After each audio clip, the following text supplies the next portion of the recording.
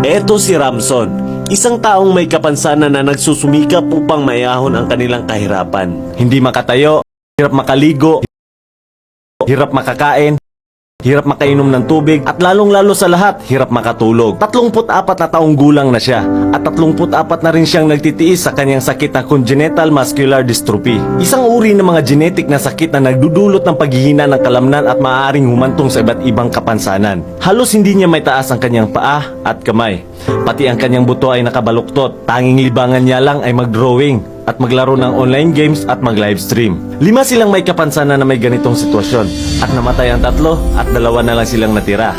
Hindi naging hadlang sa kanya ang kanyang naging kapansanan.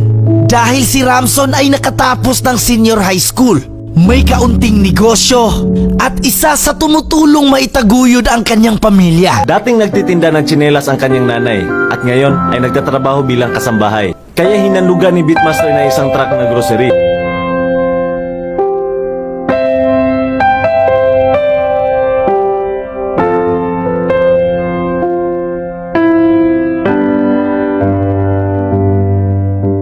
Gancho kayo, salamat. Iwasan natin pagiging mapanghusga sa may mga kapansanan. Tumutok sa tao, hindi sa kanilang kapansanan. Igalang ang kanilang pagpilian at kalayaan. Sa mga gustong mag-abot ng tulong, pwede kayong mag-message sa kanyang page.